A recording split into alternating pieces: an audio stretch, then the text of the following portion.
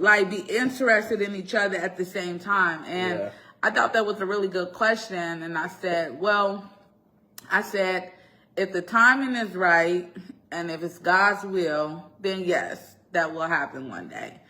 And lo and behold, it probably wasn't like maybe like a year later, we was like, yeah, you know what, let's actually see where this could go. But so you're saying that longevity, the consistency, consistency. So those things did what for you to make you interested or keep that put in my mind and heart, that put you in high regards. Okay. So, I mean, you can say from 2011 to 2015, you know, I had interest in different women. I went on dates with different women. Some of them I actually, you know, dated. They were my girlfriend. But I wasn't really thinking. I knew I wanted to be married someday, and I knew I wanted to be a father someday. But I wasn't aggressively, you know, pursuing that. You know, it was just like dating to dating. You know what I mean? Going out with a person you're interested in. It wasn't until I was driving home from Verizon, I was on the highway, I was like, I want to be married. You know, I want to be married. And this was what year? How old were you? I think this was 2015. And so 2015, I think I was like 22. Okay. Yeah, I had to have been like 22. I was driving home, I was like, I want to be married. And 22? You sure? You might want to check that. 2015? That was 8 years ago. Yeah, 22, 23.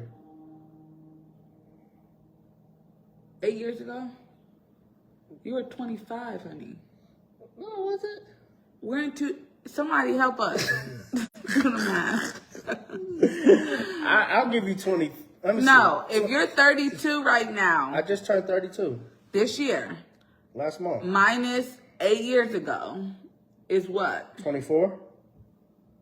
Okay, 24. But you 23, wasn't... 24. No, you were 20. You was after around your graduation time. So you were... It was like May. So you were 24.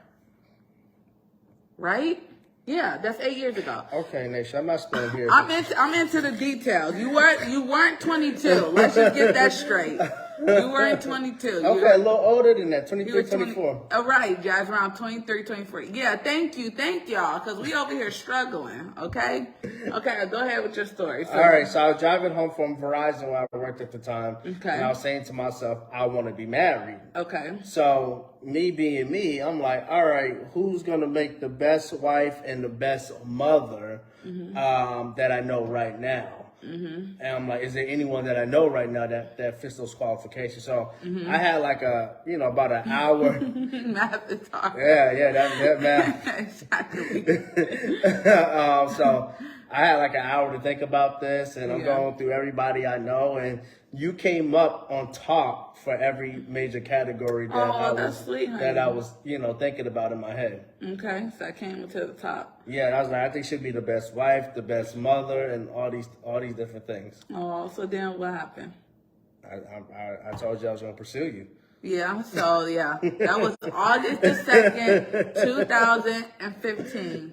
I remember like it was yesterday. I told you I was going to come and get you, basically. I was at work, and Craig texted me. Again, we would go months without talking and this and that. Yep. He texted me and he said, he wanted to call me on the phone because that is a conversation you really want to have on the phone. But I was at work, so he was like, he said, can I call you? I said, I'm at work. He said, can I text you instead? And I was like, yeah, I'm free to text.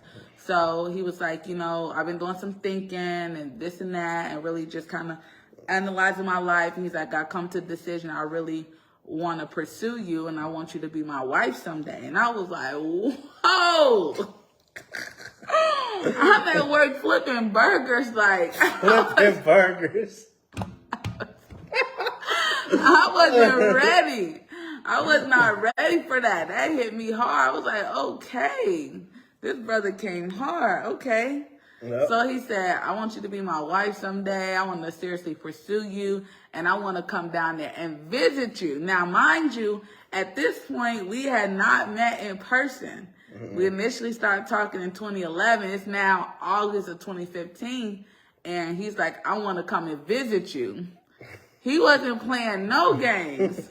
No. So I was like, he said, that's something that you're interested in. So I said, for the first time since we've known each other, I can honestly say, let's see where this goes. Yes, I'm open to that. Yeah.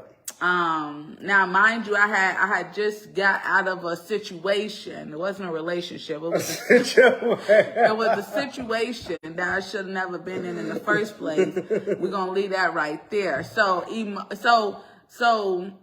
a bit emotionally, I wasn't really available. Like I was actually ready and wanting to go and see where this goes with Craig, but I still needed, God was working out some healing.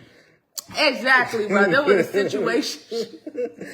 Those are the things we be hearing on like paternity. Yeah, it was a situation. That's what it was. And God had to come and grab me up out of that. So in the process, I'm being healed from this situationship, and Craig comes and he wants to pursue. And I'm like, honestly, I really do want to see where this goes with Craig. So long story short, he came down like 2 or 3 weeks after he sent that message. He wasn't playing any games. Because I told you, I said, my next check I get, I'm coming. Yeah, and he booked that flight. So, fun fact, his first time flying was to come and see yours truly. Boom. And Jasmine was actually with me the first day I met Craig. Yeah, she was. Yep. Miss Jasmine Adams.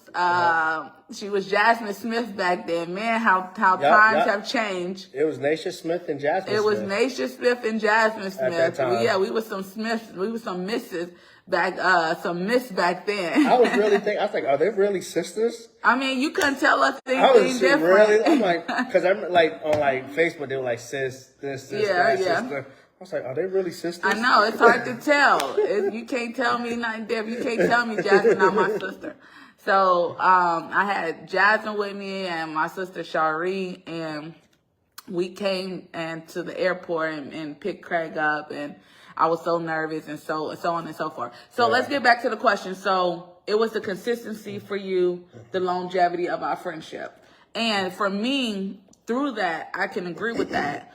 I had built a level of trust in him that I felt I didn't have in nobody else. And when I said analyzed it, I'm like, he's trustworthy. He's dependable. He's like always there. He's a friend that's always there. He paid attention to me. That was something that really made me feel like I could trust him with my heart eventually and things like that, because I felt like you were consistent in the fact that you were always there.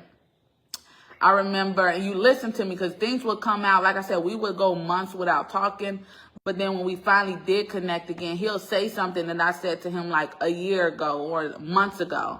And he remember it on a dime. And I'm like, and I remember you made a comment one day. You was like, I was in school to be a teacher at the time, and we hadn't talked for like months. And he was like, you was checking up on me. He's like, are you still in school to be a teacher? Are you still, going after your goal, your dream and stuff? And I was like, yeah. I was like, how you remember that? And he was like, that's not much that I forget about you, Naisha. And I just thought that was so sweet.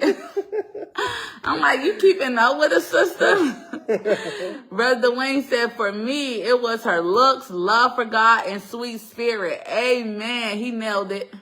He nailed Jasmine right. Her looks, I love it. Love for God and her sweet spirit. Right. Exactly. It comes out when it needs to. So yeah, I really appreciate that. I feel like this guy's actually paying attention to me. He's not like, we're not just on the phone for hours and he's just like coming away and not really listening to what I'm saying. And through that, I feel like there was a care for me.